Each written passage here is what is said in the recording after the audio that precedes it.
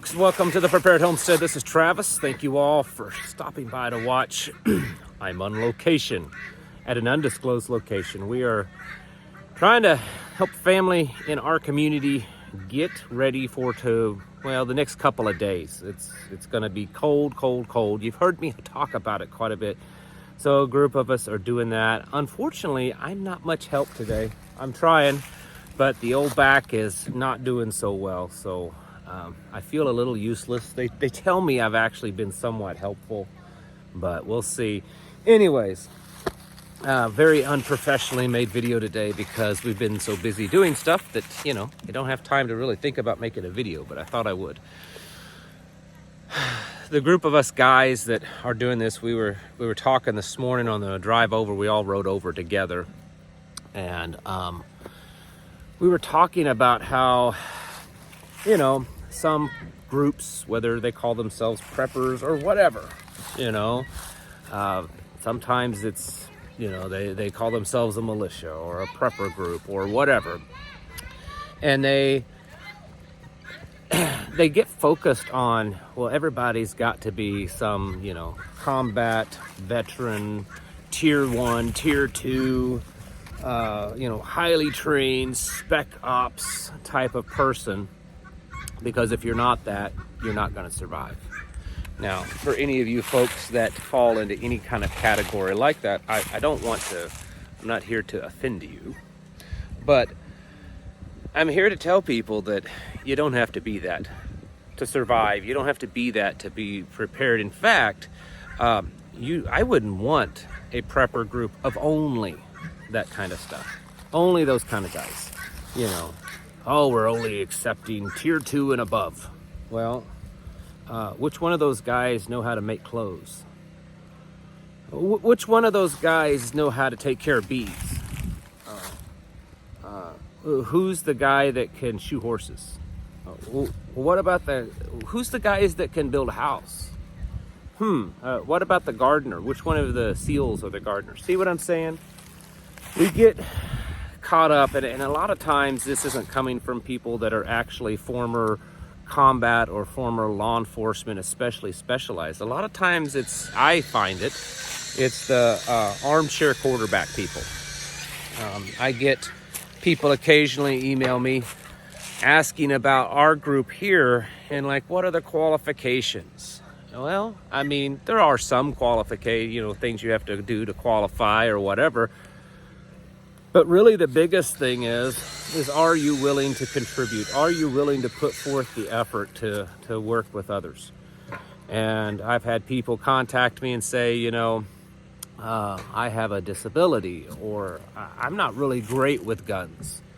But boy, I know how to can about anything that grows or, can be butchered. Oh, well, that's really good. In fact, that's sometimes could be better. Because here's the thing. I've said this before. I'm pretty sure that I've heard other prepper channels say something like this. I think I've heard Joe Fox say this a few times, and maybe Bear Independent.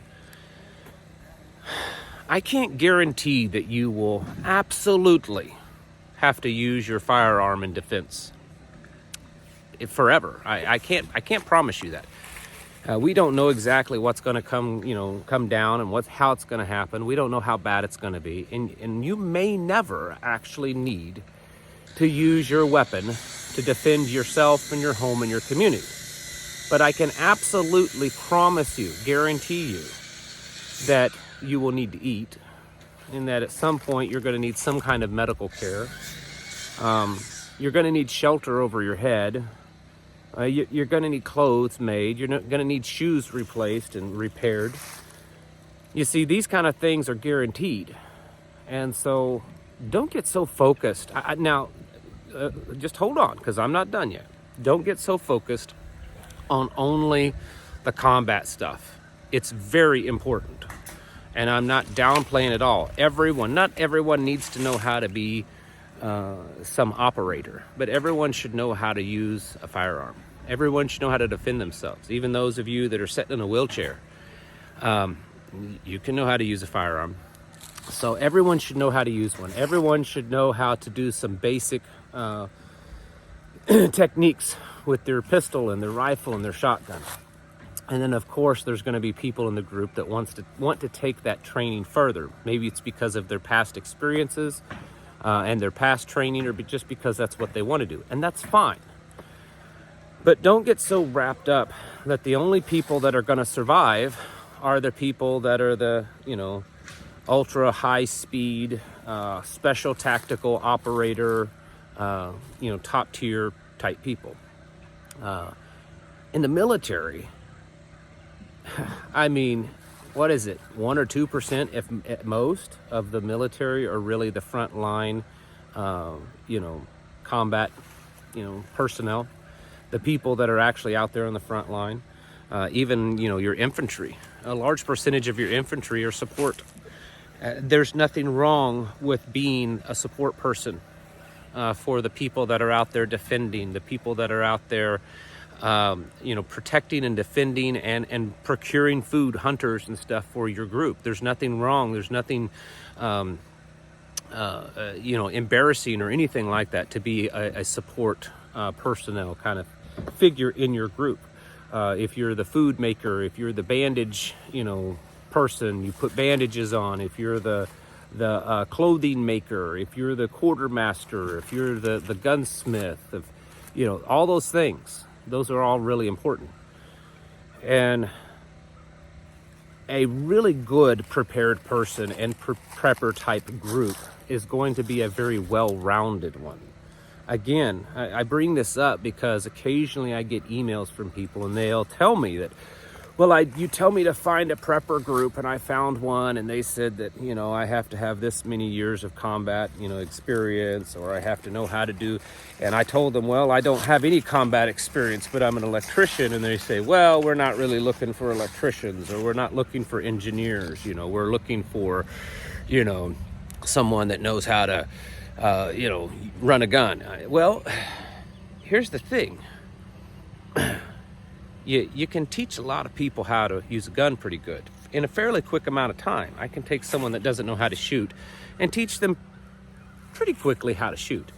But it takes a long time to learn some of these skills, engineering or electrician or mechanic or blacksmith or anything like that. Or just you're a homemaker, you're elderly and you have all this wealth of knowledge and you're not able to physically do a whole lot anymore, but you have a vast wealth of knowledge that you can pass on to the younger generations, because someday Google's not going to be around, and there's actually a better thing than Google, and it's called grandma.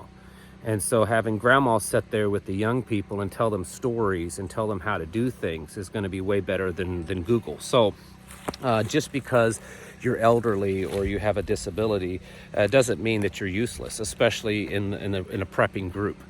So not everybody, again, has to be high-speed operators.